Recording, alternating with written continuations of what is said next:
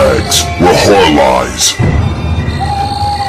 Hey guys, Rob from Georgia here with you. I'm your regular Wednesday evening host here at BodyBags. It is week 413. It is theme week. Compliments of James Cowkes. It is horror comedy. And for tonight, I bring you a special guest, my wife of almost 30 years. Hello. We don't share a whole lot in horror, but we've kind of found a meeting place, I guess, with horror comedy to a point.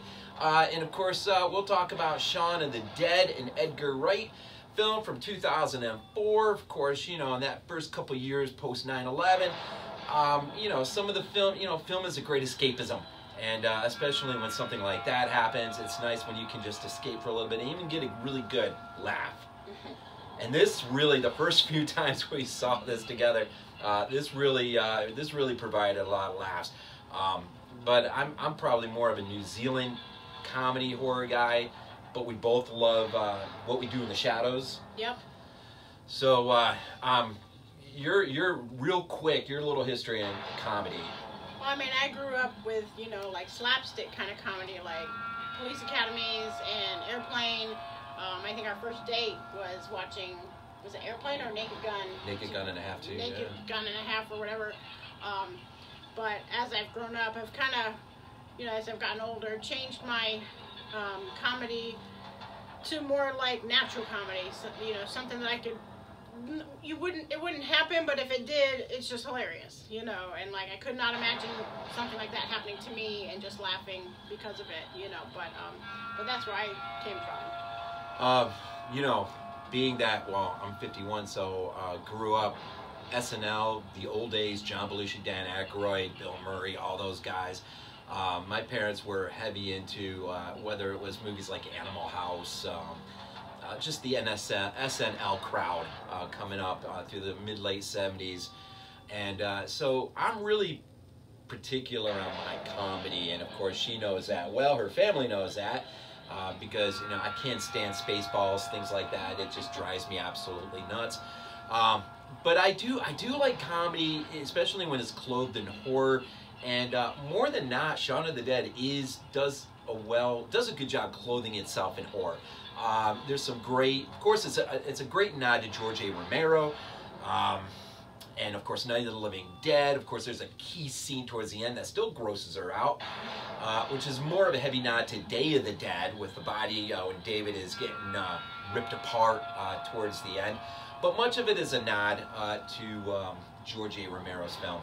And in a little bit, there's a nice little nod to Lucio Fulci with a restaurant that our hero, Shaun, is supposed to make reservations for him and Liz, which he never does, well, it's too late. But the name of the place is Fulci's, which is pretty cool. This is part of a trilogy. They call it the Three Flavors Cornetto trilogy. Red for the first one for Shaun, of course, and blue for Hot Fuzz, which was really funny because we saw that in the theater. And of course, but we had the plug pulled on us because of a thunderstorm. We were literally about 2 or 3 seconds from the reveal. Yeah. Literally, I'm not exaggerating. I exaggerate all the time. Literally, I mean, the mask was coming off and then power outage. Yeah. And so we didn't find out who the killer was until we saw the movie later on when we rented it or whatever. And then at World's End, which I don't remember seeing. I'm fuzzy, but she remembers seeing it. We saw it once. But anyway, Shaun of the Dead. What do you come away with first? What stands out? Well, the thing I really liked about Shaun of the Dead is just the character development, and that's probably what drew me in, you know, and it kept me. It's just seeing how they worked together and how they got along together, and you know, just you felt for him. You know, when certain things happened with Shaun, you felt bad for him. You know, and then, you know, when things might be looking like maybe they'll come back around, you're rooting for him, you know, like you want this good thing to happen for him, you know. And of course the comedy is hilarious, you know. I know when we were watching it the other day, and I still can't remember what it was, but there was something that both of us still laughed out loud at, you know. So it's still funny, you know. So, and yeah, he's right, there's one scene that I have to close my eyes. It's just that gross, like it's just you know. But the rest of it I can handle, and this is really the only zombie movie that I will watch over and over and over. I just, you know, it's not so bad to me, and I'm just not into zombie movies at all. So, but character development and, you know, the comedy aspect is what has kept me with it. I think, you know, a lot of times movies like this, it's hit and miss. But Edgar Wright and Simon Pegg, of course, Nick Frost, you know, did such a great job of just capturing their love for George A. Romero, for his films, that it works. Everything they do, the comedy works, the horror works, the story arc, even with Romero's films, there's always an underlining message that he wants to convey, and even with this message, is probably a lot of it is don't allow yourself to get too content or safe that you become lazy in life.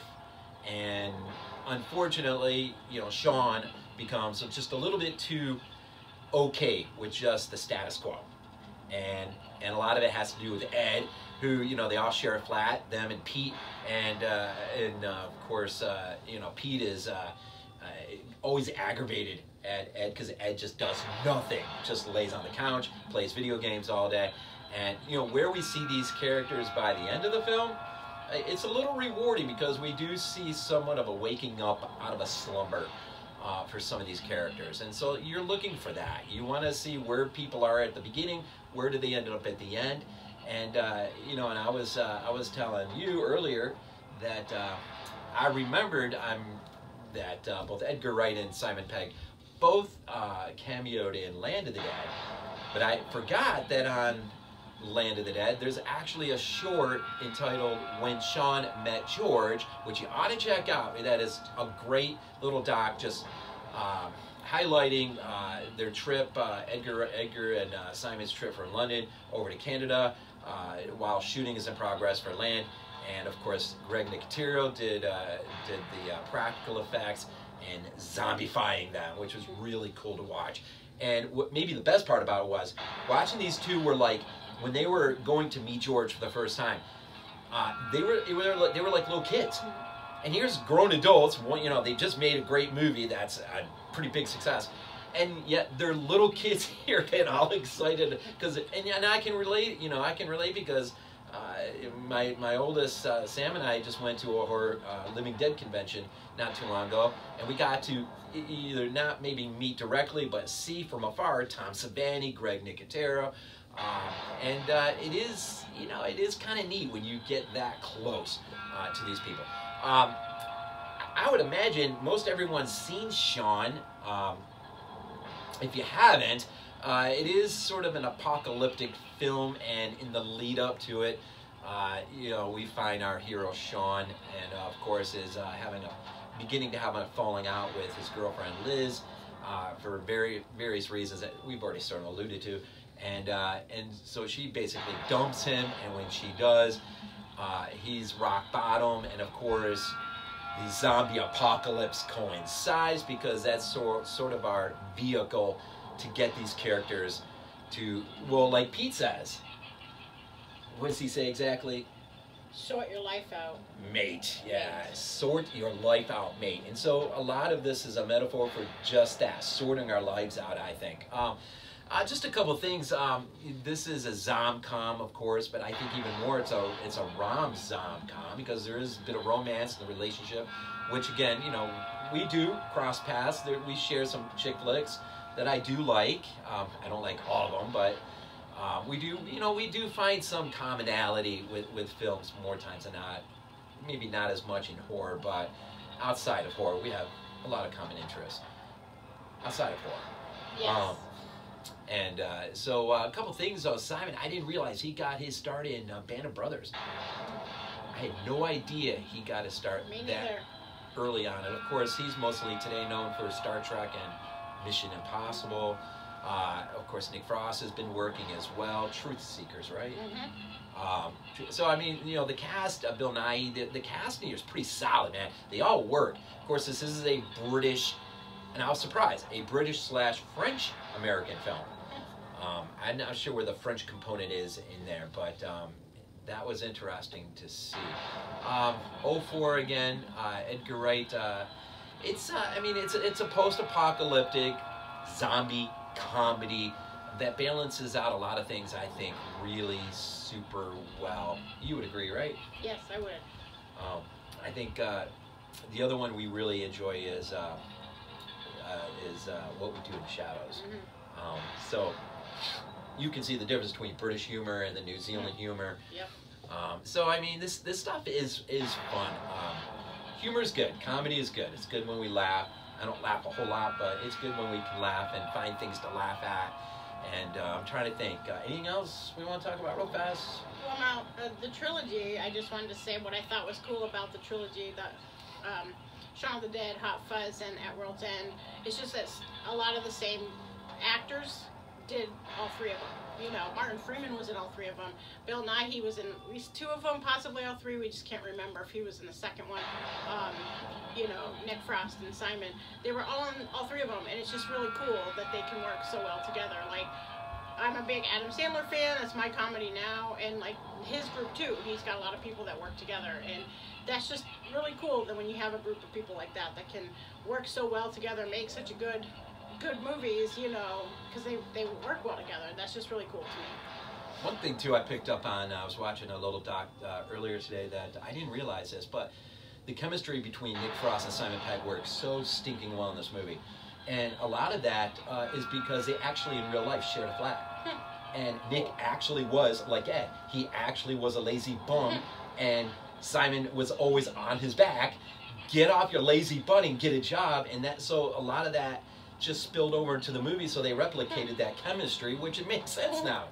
Because it's so stinking natural, it just works. But I think I don't know. I think Nick Frost really steals the show in this movie. I think he is so stinking funny.